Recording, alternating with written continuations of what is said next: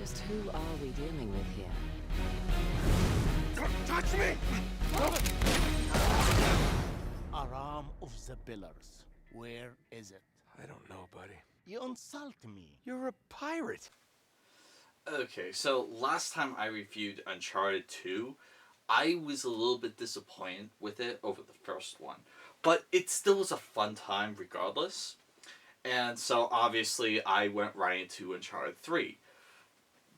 Because it's a fun series. And admittedly, I did enjoy this one much better than 2, but it did have its own series of faults while fixing some of the faults I had with the second one. So, I'm going to get into it now. Admit it. You love all this as much as I do.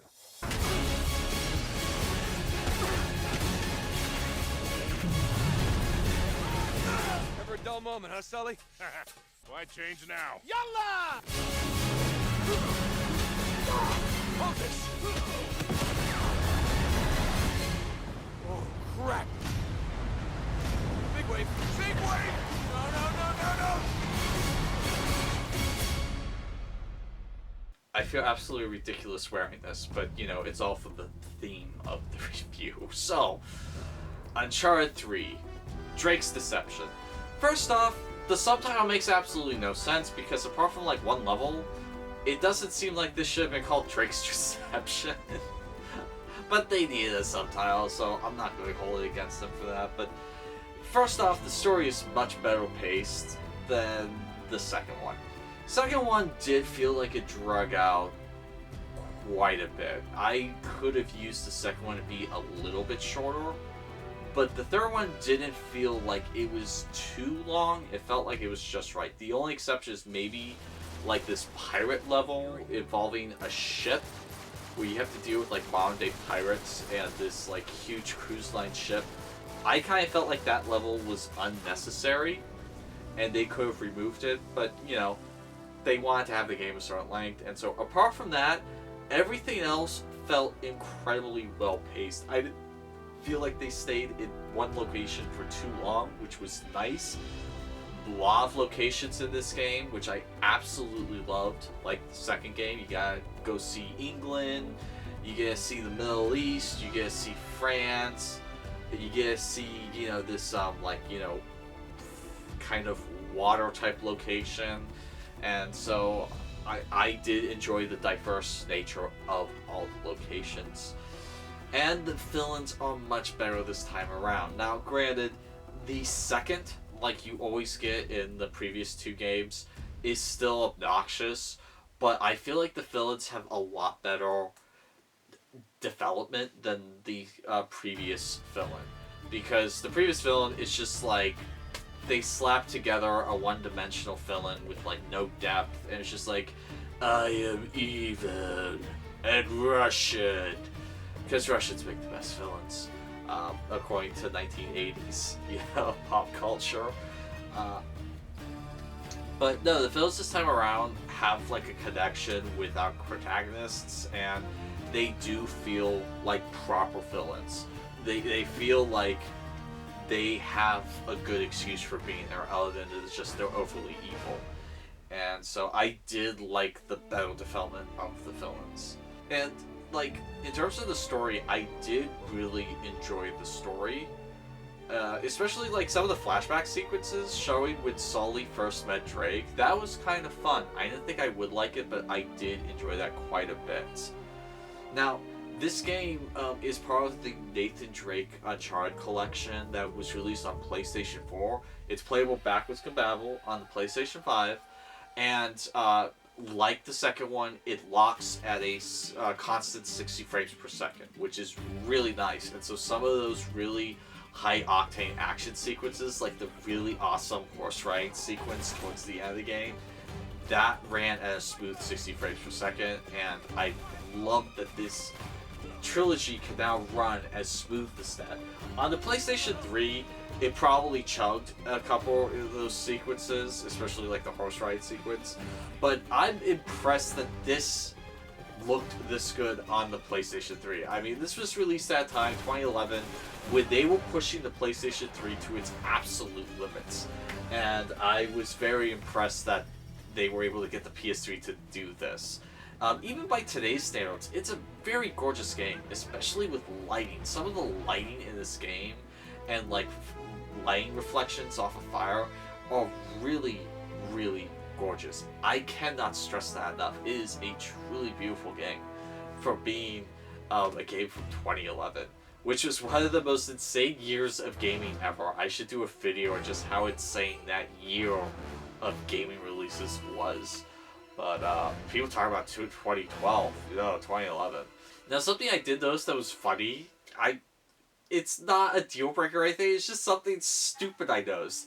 In the second game, they had amazing like reflections of characters in the water, but in this game, the sequel, they don't do any like kind of water reflections like that, which was weird to me because this game looked better, but it's just like when they were doing like reflections, it's like, let's not do any water reflections. Like, okay.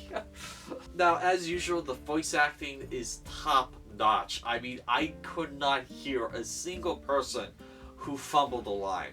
There's a couple of games out there where it's just like every now and then I'll get like a, ooh, that extra did a bad voice recording. You know, like just, you know, there's some games out there where the voice acting is good for the most part, but no, across the board, every single person who did a voicing part in this game did an exceptional job. I absolutely love that voice acting has come so far in the past 15 years. I remember the days when voice acting constantly was utter dog shit. So I'm so happy that voice acting has improved over the years, especially with this game. Now, one disappointing thing I had with this game was the ultimate prize. The prize. You know how in Indiana Jones, the first one, the prize was the Ark of the Covenant. Third one, it was the Holy Grail. In Tomb Raider, it was like that pyramid thing. I'm talking about the movies now. You know, and in the games, it was, you know, Excalibur. Yet there's always a prize in one of these treasure hunting adventure films. And in Uncharted 1, it was El Dorado, which a lot of people have heard of El Dorado. And then Uncharted 2, Shambhala, or Shangri-La as the American way of knowing it. Basically this hidden oasis in the middle of snowy tundrous mountains. But the prize of this game was something I had never heard of before. The Atlantis of the desert. It's also known as the I can't remember how it's pronounced, but anyway, it was something I had never heard of before, and I guess it's a real thing, but I mean, compared to like El Dorado or Shangri-La, this didn't come close. It's like, oh, I've never heard of this before. And that kind of took something away from it, because there's kind of like this sense of like mystery and awe when you have a story where your characters are going after El Dorado, or your characters going after the Holy Grail. You know, these are things that people have heard of in passing. But when you have your characters going after the Atlantis of the desert, like, I didn't know there was an Atlantis of the desert before this game. Now, I will say that one thing I did like about the whole prize thing was apparently, well, in the game they have it where T.S. Lawrence, or T.E. Lawrence, was involved at some point, Lawrence of Arabia. And so I like that they involved Lawrence of Arabia. Kind of like in the second game, how the guy that was involved after the treasure went hidden was Marco Polo. So they were following like the path of Marco Polo with the second one, and this they're following the path of T.E. Lawrence or T.S. Lawrence. I keep forgetting the middle initial. I'll put it right here. And so yeah, that just was kind of disappointing to me. It's still a fun game. It's still an awesome adventure. I love the game. I wouldn't want to get rid of it, but just that was one negative I did notice about the game. Now, another positive that I really appreciated was they got rid of that obnoxious, constant, whoops, I guess you have to take the long way around now. They did that maybe once in this game, and like, they even did the opposite of it, where Drake starts doing something and a person just like opens the door. It's like, why didn't you just do this? And it's like, oh, I guess we could have. And so they were kind of poking fun at that. And they did not do that constantly like they did in the second one. So thank you very much for getting rid of that obnoxious cliche, because that was getting ridiculous. It was happening like every other 10 minutes, it felt like, at one point in Uncharted 2. Now, one thing I did like was puzzles do make a return in this game, more so than the second one. And if you do have any kind of problems with the puzzles, there is a hint system that will, after a time, just like, hey, notice you're kind of an idiot, so... Want to just do this? Oh, thank you. Okay, yeah. I mean, they do have that system in place here, and so I did really appreciate that, because there was one puzzle.